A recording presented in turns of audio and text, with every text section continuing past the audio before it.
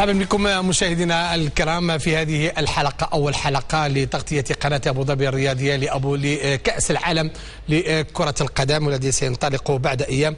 أرحب بضيوفي الكرام الذين سيرافقوني في هذه الحلقة وأيضا في حلقات قادمة إلى حدود نهاية كأس العالم. يتعلق الأمر بالكابتن محسن صلاح. مرحبا بك. أهلا بك محمد. مرحبا بك ياسر سالم.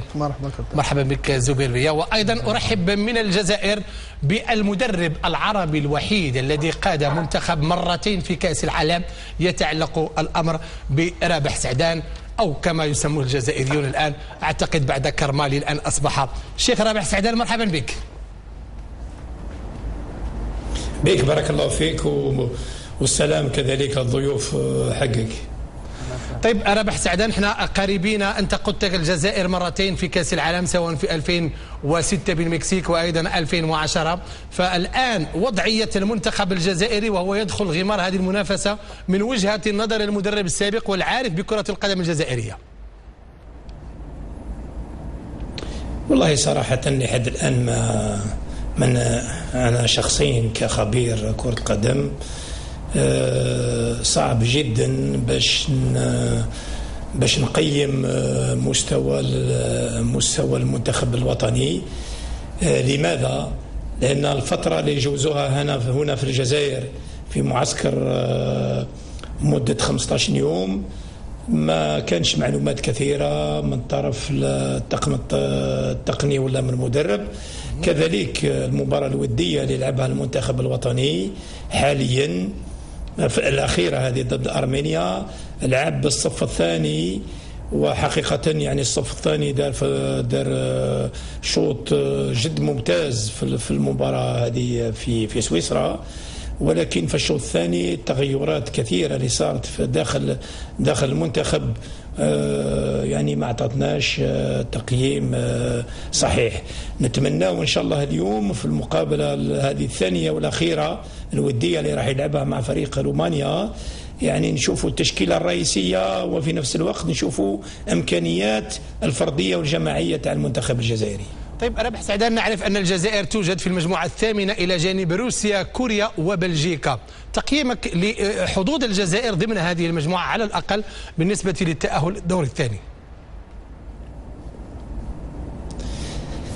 هي الحقيقة في المجموعة هذه نجم نقولوا باللي فريق بلجيكا، لأن في الموسم كروي 2013-2014 كان من أفضل فرق أوروبية في أوروبا. زيادة على هذا فريق متكون مع جيل صاعد صغير وفيه بعض لاعبين كبار، كل ينشطوا كل في بطولة انجلترا، وخاصة وبعضهم اخرين ينشطوا كذلك في اسبانيا. نعم. يعني اكيد باللي عندهم جيل صاعد قوي، عنده انسجام كبير، صعدوا كل مع بعض في الفئات الصغيره، فريق محترم، فريق قوي، وهو اللي في المرشح في المرتبه الاولى. نعم. بعدين نظن نجم نقولوا الجزائر وكوريا جنوبيه وكذلك روسيا يتساواوا نقولوا كثير في ناحيه المستوى، خاصه الجزائر عندها فرديات قويه. لما نقارنوا مع 2014 جاوا شبان عندهم امكانيات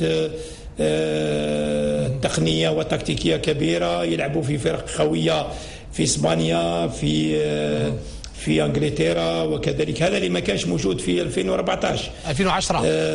المشكل حاليا لا نجم نقولوه هو في المنتخب الجزائري في التصفيات ولا في الفترة هذه الأخيرة ما شفناش منتخب مستمر، منتخب عنده مثلا هيكل أساسي. نعم. وهذا اللي ممكن نلقاو صعوبات في بعض المقابلات. طيب رابح سعدان، ألا يمكن أن نقول أن التركيبة البشرية للمنتخب الجزائري كعادة المنتخب أيضا المغربي في هذا السياق أنه يعتمد على 99% من اللاعبين الذين يمارسون خارج الجزائر، وصعوبة الالتقاء هي التي تحتم على المدرب أنه يلجأ إلى هذه الطريقة، لأن نجد أن هناك لاعبين فقط أو حارس ولاعب هما الوحيدان فقط ضمن الممارسين في البطولة الجزائرية، بقية اللاعبين كلهم خارج الجزائر. أليس هذا هو المشكل الكبير الذي يواجهه أي مدرب في الجزائر؟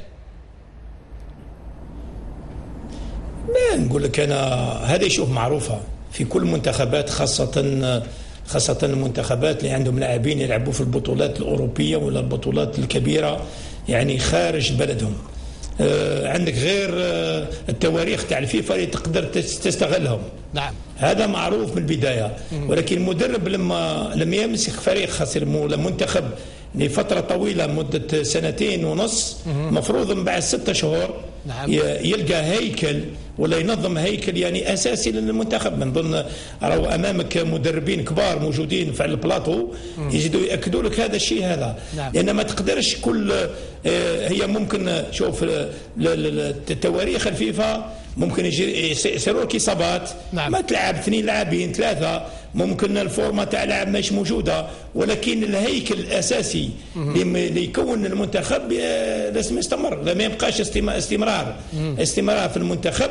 ما تقدر يعني خاصة ان الكرة الحديثة الكرة العالمية ماهيش غير فرديات، هي كذلك اللعب جماعي. ونظن كل المحللين يأكدوا معايا باللي هذا هو الحقيقة نتاع الكرة الحديثة. طيب سعدان، فتعرفنا يعني سنشرك معنا لأن عندنا الوقت محدد بالنسبة للأقمار الصناعية من الجزائر، فيعني التشكيلة الرسمية والنهائية، تعليقك على حصر التشكيلة الرسمية النهائية وإبعاد قد يرى. والله صراحة يا أخي شوف درك حنا عندنا مدرب عنده كل الصلاحيات، صاحب القرار. حنا ممكن كخبراء نجموا نعطينا راي، ولكن الراي غير صحيح. خاصة باش تعطي راي منطقي لازم واحد يكون عايش داخل الفريق يشوف واش صاير. مثلا نظن الجماهير هنا في الجزائر تفاجأت خاصة من اولا من الحارس رقم 3 لانه هو دوخه يعني بعدوه من المنتخب. ومن بعد المفاجاه الثانيه خاصه لان المدرب سمح القديوره باش يشارك في المباراه الاولى ضد ارمينيا، كان يعني لاعب عنصر من احسن عناصر في المنتخب. ولكن احنا نحترموا المدرب ونحترموا القرار تاعو وهو المسؤول على كل شيء. نعم.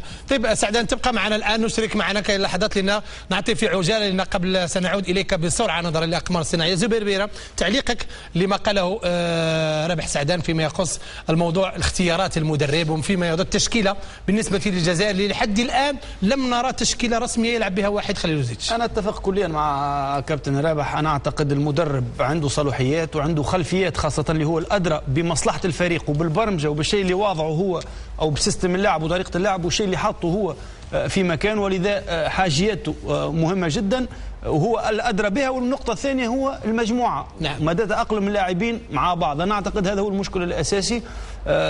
كلام منطقي جدا كابتن رابح، وتقييم للوضع جيد جدا. ننتظر اختيارات هاليلوزيتش، ولكن هاليلوزيتش نفسه وضعه مع الاتحاد الجزائري أنا أعتقد هذه هي النقطة الرئيسية في سنعود لهذا الموضوع أكثر بالمقارنة مع بقية الاتحادات الأخريات وأيضا بالنظر إلى المدربين الآخرين. ياسر سالم. طبعا في البداية نتمنى التوفيق للمنتخب العربي الوحيد المنتخب الجزائري، واكيد احنا كعرب وخليجيين متعاطفين معه بشكل كبير. هذه المرة الرابعة اللي بيشارك فيها، فإذا هناك خبرة ونتمنى إن شاء الله، خصوصا أن المجموعة متوازنة يعني ممكن تكون فيها مفاجآت، لأن ما في فريق فارق كبير إلا الفريق البلجيكي اللي عنده استفاد من احتراف اللاعبين في البريمير ليج. أتوقع أوافق الكابتن والكابتن زبير. لا ما في انسجام. نشاهد المنتخب الجزائري دائما في تغيير، حتى مباراته ضد بوركينا فاسو في الإياب بتشكيله، ولما لعب المباراة الأخرى الذهاب كان يعني غير بعض العناصر. أتوقع هناك شيء جيد للفريق الجزائري ان في منافسه من اللاعبين للعب اساسي، وهذا اعتقد هو اللي يضع المدرب هاليلوزيتش في حيره من امره، لان كل لاعب يلعب يعطي الماكسيمم. نعم. ونشاهد لاعبين على مستوى عالي، يعني انا سمعت مره في غولي لما رجع من الدوري الاسباني الحين حاليا قال احنا مجهدين كثير، فالمدرب قال سالوه في المؤتمر الصحفي فهو رد اذا ما يريد يلعب مع السلامة، بمعنى أن المدرب عنده شخصية قوية ومعتمد على المجموعة أكثر. نعم. طيب كابتن محسن، أنت مدرب، يعني بقيت على انطلاق البطولة قرابة 10 أيام، التشكيلة الرسمية غير معروفة 100%، هل هذا شيء عادي بالنسبة لمدرب في الدخول في مثل هذه المسابقات، مسابقات كأس العالم؟ تحياتي في البداية للمدرب الكبير رابح سعدان. الوضع يترجم حيرة وارتباك. أذكر أن لكم كان فريق مشترك اشتركتم في تدريبه والمنتخب اليمني يعتقد، وتقابلنا نعم. في البطولة الأفريقية 2004 لقاءات. لما يكون في تغيير في التشكيلة كتير ده معناه أن المدرب محتار، المدرب لم يصل إلى قناعات كاملة. كيف لم يصل وهو متعاقد من 3 سنوات تقريبا؟ وبالتالي فهو يضع الفريق في ربكة شديدة ويضعنا نحن أيضا. يعني أنا حتى الآن لا أعرف ما هي التشكيلة الأساسية.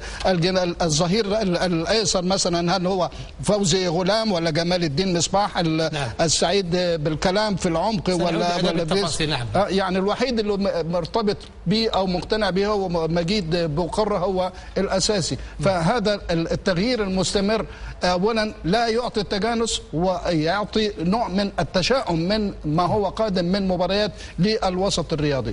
طيب شكرا لكم. نعود مرة أخرى إلى الجزائر. استمعت لكل هذه الآراء رابح سعدان، أعتقد على أنهم الأغلبية كلهم يتفقون معك في طرحك، لكن يبقى رأي المدرب. كما قلت المدرب هو الوحيد الذي يعيش مع اللاعبين ويعرف قدراته داخل الميدان. ممكن على أن نحن خارج الستار، وأيضا أنتم لكم رؤية أخرى لأنك تعرف المنتخب الجزائري. ما هو الشيء الذي يختلف بين منتخب الجزائر الذي دربته أنت في 86 بالمكسيك وأيضا 2010 والآن المنتخب الذي يدربه وحيد خليلوزيتش؟ شوف تغيير شامل كبير لأن المنتخب نجم نقولوا من 2007 إلى 2010 احنا كانت عندنا مجموعة متكاملة، خاصة متكونة من 50% من لاعبين محليين و50 من لاعبين جو من الخارج. كونا مجموعة خاصة من بعد فترة معينة درنا كانت موجودة تشكيلة رئيسية وكانوا عناصر أساسية في الفريق، مثلهم عنتر يحيى، صيفي، كريم زياني فيهم وغيرهم. يعني التشكيلة كانوا لما يجيوا اللاعبين المعسكر يعني عارفين شكون الأساسيين وشكون اللي في الخلف. كانت تصير فيها تغييرات من مباراة إلى مباراة، تصفيات حق في التصفيات ولا في النهائيات تاع كأس أفريقيا ولا كأس العالم، ولكن كانت مدروسة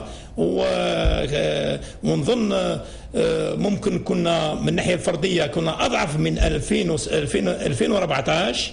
يعني حقيقة ما كانوش عندنا عناصر جد ممتازة كما موجودة حاليا، وإن كما كانوا يقولوا الإخوان كان منافسة قوية في ما بين اللاعبين يعني حسب المستوى. ولكن في الفترة هذيك كانت خاصة لما يكون الفريق باين، تعطي حتى من الناحية النفسية تعطي الثقة في الفريق، تعطي الانسجام في الناحية التقنية والتكتيكية، وهذا الشيء الإيجابي. نعم. حاليا عندنا فرديات يعني حقيقة في أعلى مستوى، في كما قلت راي تلعب في بطولات كبيرة مثل فغولي وغيرهم، ولكن لحد الآن ما عندناش تشكيلة اللي عندها نعم. خاصة نعم. اوتوماتيزم كبير في طيب رابح سعدان، أنت كمدرب يعني الأجواء التي يشتغل فيها وحيد، لأن الكثير ما اشتكى من الأجواء التي يشتغل بها سواء على مستوى الصحافة على مستوى الأجواء التي يعمل بها. نحن نعرف أن هناك بعض المدربين واتحادات مثل بلجيكا ومثل روسيا التي جددت عقود مدربيها إلى 2018، بينما وحيد خليلوزيتش يسمع أو ممكن أنه يقال في الجزائر على أن هناك كريستيان جوركوف موجود في الجزائر من أجل التفاوض مع الاتحاد الجزائري لكي يخلف وحيد خليل زويت، يعني وهو لا زال لم يدخل إلى كأس العالم. هذه الأجواء ألا تعيق يعني الاستعدادات وكذلك الراحة الذهنية للمدرب؟ شوف يا أخي، نظن المدرب الحالي أعطوا له كل صلاحيات وأعطوا له الاختيار من بعد المباراة تاع بوركينا فاسو. رئيس الاتحادية قدم له باش يزيد يمدد له العقد. نعم. ولكن هو ما حبش يرجع الجواب، ومن صالح رئيس الاتحادية اللي يخضع كل الاحتياطات باش جاب كوركوف يعني في حاجة ثانية. طريقة العمل والنظام تختلف تماما ما بين المدرب، خاصة احنا الجزائريين، وما بين هذا السيد هذا المدرب الحالي، يعني تختلف، لأنه هو ما يحب يتحاور حتى مع حد، عنده طريقة عسكرية، فهمتني؟ يعني تختلف تماما على ونظن المشاكل اللي موجودة حاليا في الأجواء ما بينه وما بين اللاعبين هي شيء حقيقي. نعطيك مثال بسيط. فغولي لما تكلم، خاصة فغولي يتكلم لأن صار له نفس المشكل في كأس افريقيا. لما هو اللاعب كان في الفورمة كبيرة في اسبانيا، لما راح الكاس راحوا لكأس افريقيا في المرحلة التحضيرية، هو إنسان يحب كثير التحضير البدني قوي، وأثر على بعض اللاعبين، وصار والمستوى تاع فغولي ينزل. لما رجع لاسبانيا للفريق وفالنس يعني اشتكاوا منه، قالوا يا ولدي كيفاه كنت في المستوى العالي، كنت في الفورمه، درك حاليا راك نزلت. نظن كاين مشكل نتاع التخطيط، ونتاع تعرف كيفاه تستعمل حصص، وخاصه في نهايه الموسم كما رانا موجودين حاليا. المفروض التمارين تكون فردية، أكثر فردية في الفترة الأولى، خاصة اللاعبين اللي يلعبوا كثير في البطولات يعطيهم أكثر استرجاع للراحة، واللاعبين اللي متخلفين من ناحية التدريب يديروا لهم تدريب خوي. نظن هذا الشيء هذا ممكن هو من نختلفوا من حاجة منهجية التدريب. والمهم شوف الخلاصة ممكن هو عنده الحق، لأن الميداني راح يبين. حنا نتمنوا حظ سعيد للجزائر، خاصة في المباريات وفي المجموعة نتاعو. دوك لماذا نتكلموا على ان كل واحد عنده طريقته، كل مدرب عنده طريقته، نتمنوا له حظ سعيد ليه وللمنتخب الجزائري. هذا هو الأساس، هو أنه النتائج في الملعب هي التي ستبين مدى نجاعة أسلوب هذا المدرب من عدم نجاحته. لكن نبقى في آخر التساؤل، أول مباراة للمنتخب الجزائري مع المنتخب البلجيكي، كيف يقرأها المدرب رابح سعدان؟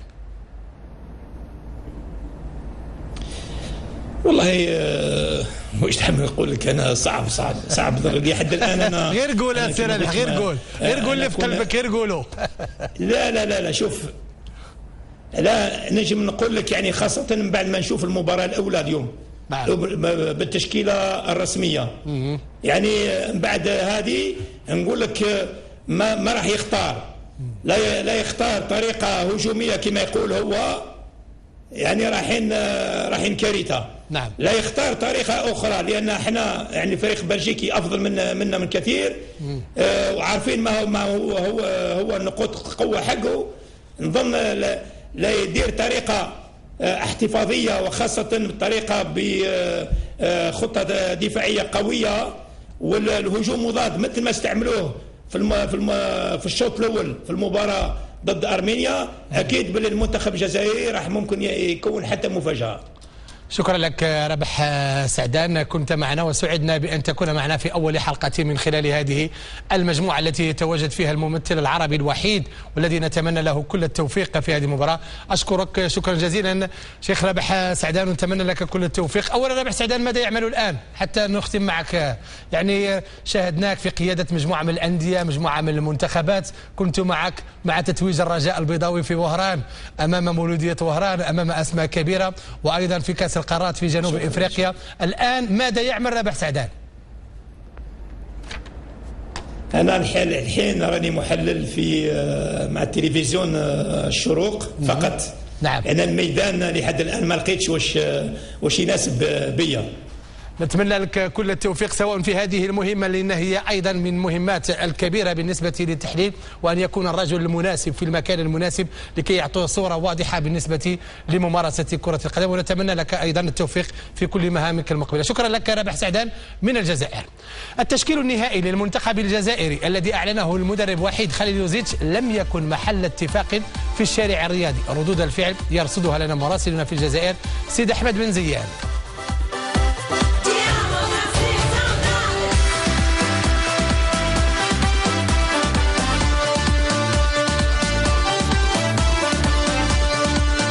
صبيحة إعلان الناخب الوطني وحيد خليلوزيتش عن اللاعبين المشاركين في المونديال القادم، تهافت الكثير من المتتبعين على الجرائد لقراءة آخر الأخبار والتغييرات التي طرأت على التشكيلة. ولأن القائمة النهائية تضم 23 لاعبا فقط، وقع الاختيار على عدلان قديورة لمغادرة المجموعة، الأمر الذي اختلف فيه الكثيرون، فمنهم من اعتبر وجوده مستحق لمشاركته في التصفيات المؤهلة للمونديال، على غرار البعض الذي رأى أن القرار كان صائبا. كيما قديوره ما عندوش دروي ينحيه.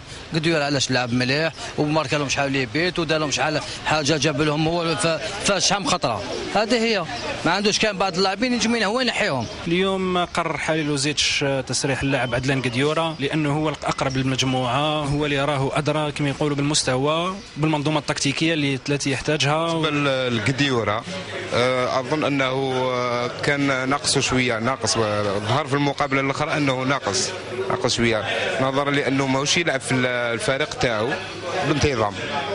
يظهر لي انه كان موفق، هذاك هو.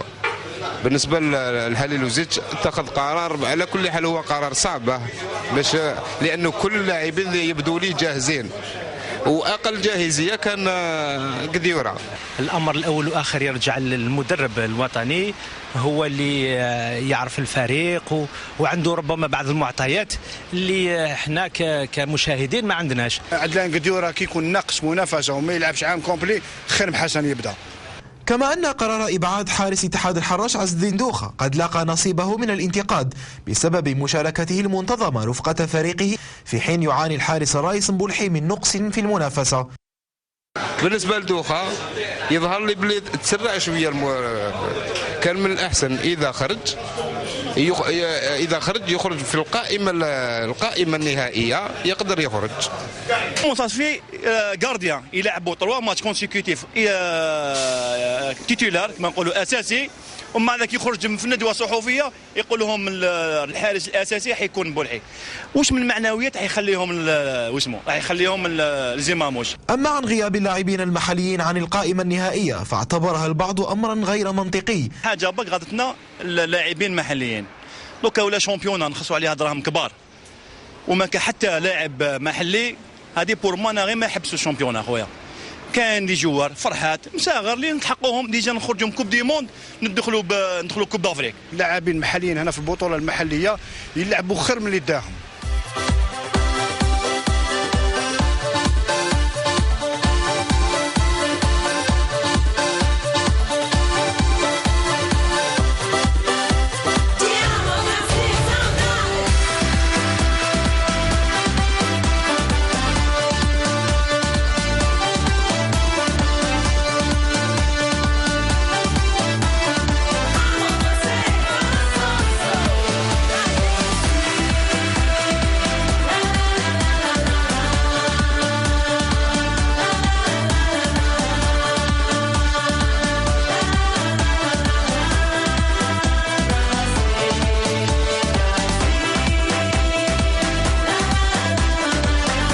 تحس زبير بيه من خلال تصريحات رابح سعدان وأيضا المواطنين من خلال المتفرجين والمراسلات أن الأجواء ليست هي تلك الأجواء التي أعتقد نتمناها وننتظرها وينتظرها حتى الشارع الجزائري. نتمنى أن وحيد يعاكس الجميع كما فعل إيمي جاكي في 98 عندما عاكس الصحافة الفرنسية في مقدمتها ليكيب وكل الجماهير على إبعاد إيريك كونتونا. الآن يعني الكل يتحدث عن إبعاد قديورة. بالنسبة لك أنت زبير بيا والذي لعبت في المنتخبات، هذه الأجواء يعني هل ستكون ممكن أن تكون أجواء إيجابية كردة فعل بالنسبة للاعبين داخل الملعب أم العكس؟ صراحة لا، أنا عشت نفس التجربة 98 مع المنتخب التونسي، مشكل بين كاتسبرجاك والاتحاد اللي مش حابب يجدد مع المدرب. رحنا لكأس العالم، المدرب ردة فعله كانت على اللاعبين، ممكن ما وضع غاديورا هذا واحد من ردود الفعل، وأضر بمستقبل ممكن جيل كامل انذاك. انا اعتقد الاتحاد قوي، مدرب عنيد وقوي، صار عنده مصداقيه بالتاهل لكاس العالم كمنتخب عربي وحيد، صار قوي جدا لدرجه انه الاتحاد ما قدرش يغيره قبل كاس العالم. الوضع يفرض انه الكل يتعامل مع هذا الوضع. شفنا الجمهور يحلم بمنتخب بيلعب.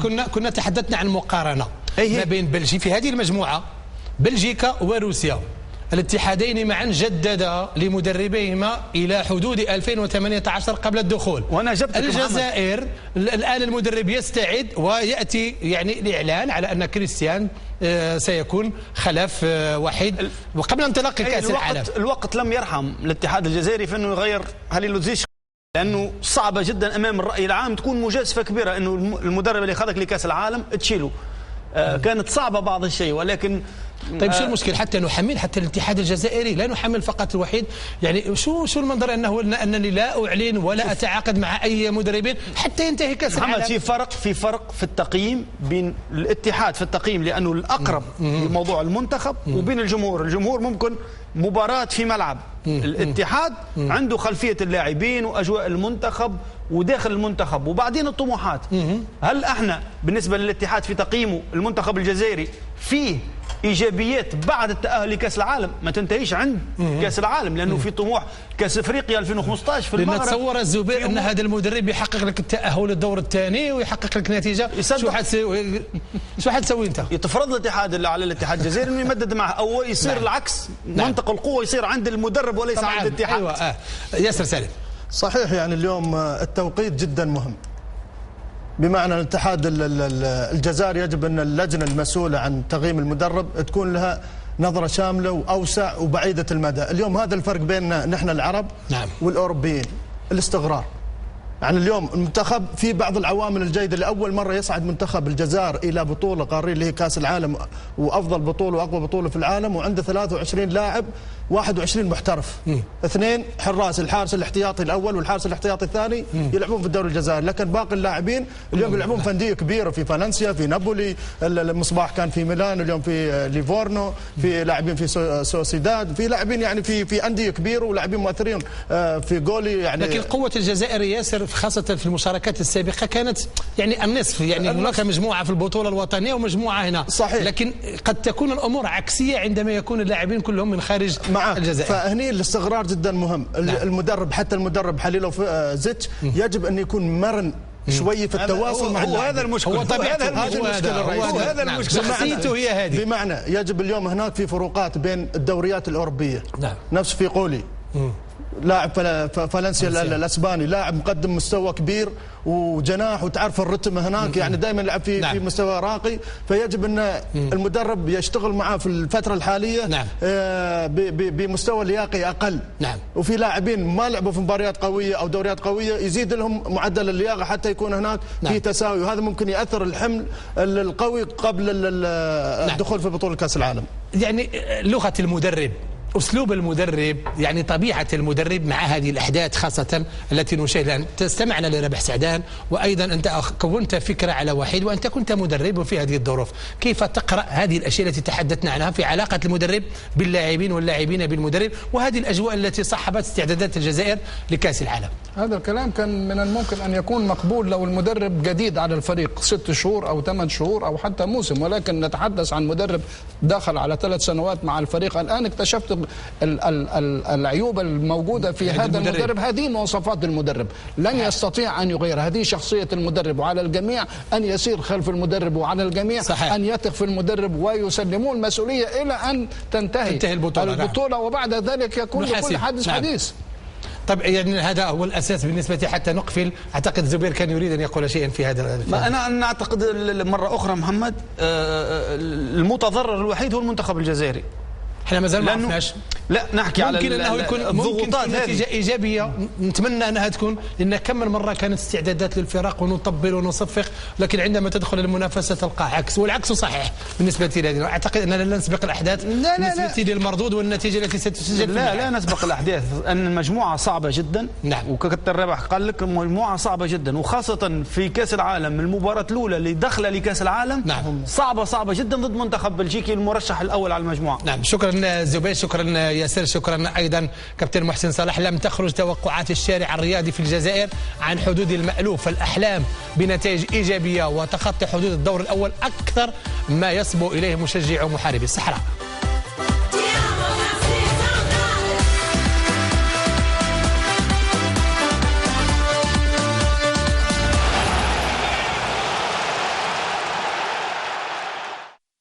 كثر الحديث في الشارع الجزائري عن مصير المنتخب الوطني وما ستسفر عليه اللقاءات الثلاث، وعن إمكانية التأهل على حساب المنتخبات في المجموعة الثامنة إلى الدور الثاني. أنا أتمنى الفريق الوطني إن شاء الله ينجز، يكون مشاركة تاعو في المستوى، وعلى كل حال شفنا المقابلة تاع البارحة كان مستوى مطمئن، وان شاء الله يكون على الاقل في الدور الثاني باذن الله. وشكرا. ان شاء الله ليكيب ناسيونال ان شاء الله تربح في المونديال، ونتمنى ان شاء الله تكون من الاوائل، تكون مشاركة تاريخية، يروحوا للدور الثاني ان شاء الله ويشرفونا الجيل اللي يفكرونا في الجيل تاع 82 وقت عصادوا باللومي. اخويا ان شاء الله يفرحونا، ان شاء الله يتكاليفاو ويروحوا دوزيام تور، وان شاء الله يفرحوا الشعب الجزائري كاع ان شاء الله. ورغم نقص المنافسة للعديد من اللاعبين، إلا أن الجميع يثق في التشكيلة الشابة للبوسني وحيد حليلوزيتش خلال هذا المونديال، كما راهن الكثيرون على الفوز في أول لقاء ضد بلجيكا وإمكانية اجتياز الخضر للدور الأول. وعنده نفس الحظوظ مع كاع لي زيكيب، كاع الفرق الأخرين، بلجيكا وروسيا وكوريا، ما كاش فرق كبير. ما من الحالة العددية ولا من حيث النجوم، الفريق يعني فيه نجوم عالميين في فرق عالمية، لماذا لا؟ عنده حظوظ متساوية يمر للمرحلة الثانية إن شاء الله. فريق مليح، وان شاء الله نقدروا ندوزوا للدوزيام تور ان شاء الله. جديده ان شاء الله، روحوا للدوزيام تور وكاليفي ان شاء الله، و1 2 3 فيفا. ما عدا هذه المناصرة التي كانت أشد المتفائلين بتتويج الجزائر بكأس العالم. حظ موفق للجزائريين، وإن شاء الله نتمنوا لهم يطلعوا لنا يكملوا ماشي غير البروميي تورنون، دوزيام تورنون، تروزيام تورنون، حتى يجيبوا لنا لا كوف لهنايا. ويبقى التفاؤل يسود أوساط الجمهور الجزائري الذي راهن على حظوظ التشكيلة الوطنية في مشاركة مشرفة للجزائر وللوطن العربي بأسره. سيد أحمد بن زيان، أبو ظبي الرياضية، الجزائر.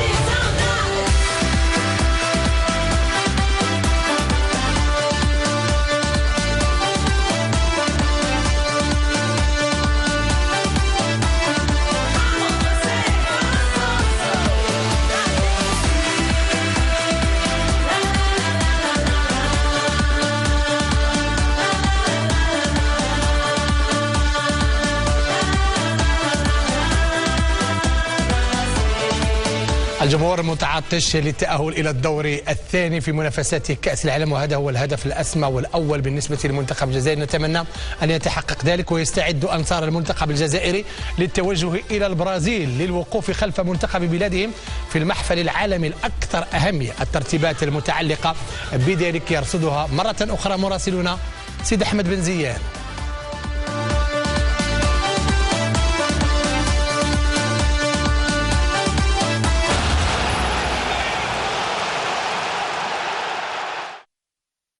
مع اقتراب موعد الرحيل إلى البرازيل، أنهى أنصار الخضر آخر مراحل التحضيرات ابتداء من التأشيرة إلى غاية أخذ اللقاح. درنا جميع الإجراءات، منهم الفيزا، عطاونا الفيزا، الباسبور تاعنا، شرينا لي بي تاع الصاد، راه معنا لي بي تاع الصاد، والطياره راهي جاهزه ان شاء الله، وان شاء الله نورمالمون 12 من جوان اول طائره تقلع من الجزائر العاصمه ان شاء الله. ودرنا الاجراءات تاع التلقيح تفاديا لما حصل في بوركينا فاسو، والحمد لله ان شاء الله راح نساندوا الفريق الوطني بكل قلوبنا مع الجميع الجزائري باللي ديبلاسي وباللي ما ديبلاسيوش. كما أن وكالة السياحة والأسفار أنهت جميع التحضيرات الخاصة بنقل المناصرين. هذا ما أكده الطاهر صحري المدير العام للوكالة، حيث أبدى تفاؤله بخصوص الظروف الحسنة التي مرت بها التسجيلات. كما أكد أن الوكالة سخرت جميع وسائل الراحة للتنقل إلى البرازيل. يعني بعد التسجيلات اللي جروا في ظروف حسنة، نحن الآن في التحضيرات الآخرة، هي عملية يعني التأشيرات اللي هي في نهايتها، لأنه يعني 2000 مناصر يعني كلهم أخذوا التأشيرة. احنا في ترتيبات يعني الرحلات اللي تنطلق من يوم 13 جوان و14 جوان و15 جوان، يعني كل الظروف مهيئة. بالنسبة للتلقيحات، يعني بعد التشاور مع وزارة الصحة كل المناصرين يعني داروا التلقيحات، والآن يعني احنا في انتظار يعني مغادرة المناصرين إلى برازيليا. ويعتبر أخذ اللقاح ضروريا لصحة المناصرين بتوصيات من وزارة الصحة التي أكدت على أهمية التلقيح لتفادي الإصابة بأمراض خطيرة من خلال توفير اللقاح المضاد على مستوى معاهد باستور الدولية المتواجدة عبر ولايات عديدة من الوطن. هذا وراني جيت باش ندير لو فاكسان تاع البرازيل، وان شاء الله نروحوا بخير ونجيو بخير. هكذايا 1 2 3 فيفا لاجيري. ولأن الأمر يتعلق بكأس العالم على الأراضي البرازيلية، فإن تعلم اللغة للتواصل مع أبناء الوطن أمر مهم جدا. هذا ما حاول القيام به المناصر عبد الحليم، لكن دون جدوى. بالبريدو الباريزي بامبينيدو عودة بالبريدو برازيل موي بيان بالبريدو برازيل. أما عبد القادر المشجع الوفي الحاضر في جميع لقاءات الخضر، فاختار لهذا العرس الكروي شراء حلة جديدة، وكعادته توجه إلى محل لبيع الألبسة الخاصة بالفريق الوطني لاقتناء أقمصة جديدة، ثم التوجه إلى المقهى رفقة زملائه من أجل الحديث عن خطة السفر ووجهاتهم السياحية في انتظار التوقيت الخاص بأول رحلة إلى بلاد سامبا الأسبوع القادم. هي إذن آخر تحضيرات الأنصار قبل شد الرحال إلى بلد سامبا، على أمل أن يحقق المنتخب الجزائري نتيجة إيجابية. سيد أحمد بن زيان، أبو ظبي الرياضية، الجزائر.